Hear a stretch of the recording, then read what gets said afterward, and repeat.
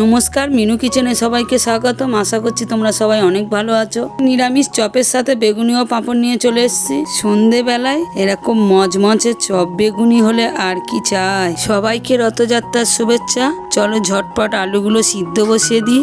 বেগুনটা কেটে নিই বেগুনির জন্য। আলুটা দুফালি করে নিচ্ছি যাতে তাড়াতাড়ি সিদ্ধ হয়ে যায়।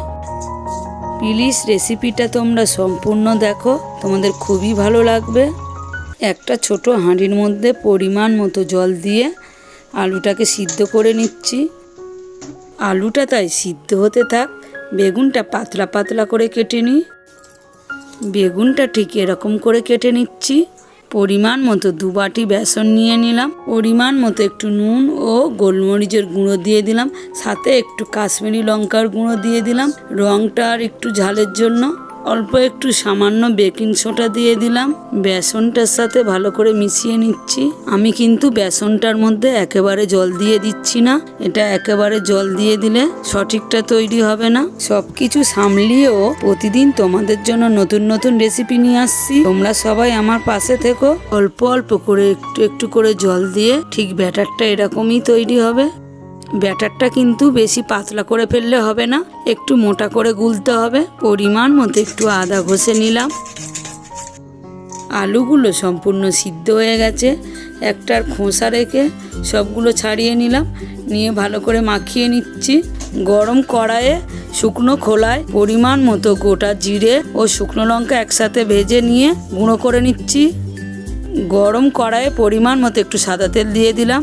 যে আদাটা ঘষে রেখেছিলাম দিয়ে দিলাম 1 টেবিল চামচ। পরিমাণ মতো একটু নুন দিয়ে হালকা ভেজে নিয়ে তৈরি করে রাখা ভাজা মশলাটা দিয়ে দিলাম। একটু নেড়ে নিয়ে আলুটা ম্যাচার করে রেখেছিলাম দিয়ে দিলাম। দিয়ে একসাথে করে ভালো করে নেড়ে দিচ্ছি। আলুর মধ্যে ভাজা মশলাটা ভালো মতো মিশে যায়। আলুটাকে কিন্তু শুধুই ম্যাচার করে রেখেছিলাম। 1 টেবিল চামচ বেসন দিয়ে দিলাম। বেসন দিয়ে ভালো করে মিশিয়ে দিচ্ছি। বেসনটা দিলে আলুটা ভালো মতো ড্রাই হয়ে যাবে। একটা থালার মধ্যে অল্প পরিমাণে একটু বেসন ছড়িয়ে নিলাম। আলুটা যত ভালোভাবে মেশানো হবে টেস্টটা তত ভালো হবে। অন্য একটা থালার মধ্যে নামিয়ে নিয়ে একটু ছড়িয়ে দিতে হবে যাতে তাড়াতাড়ি একটু ঠান্ডা হয়ে যায়। গরম কড়াইয়ে পরিমাণ মতো একটু সাদা তেল দিয়ে দিলাম।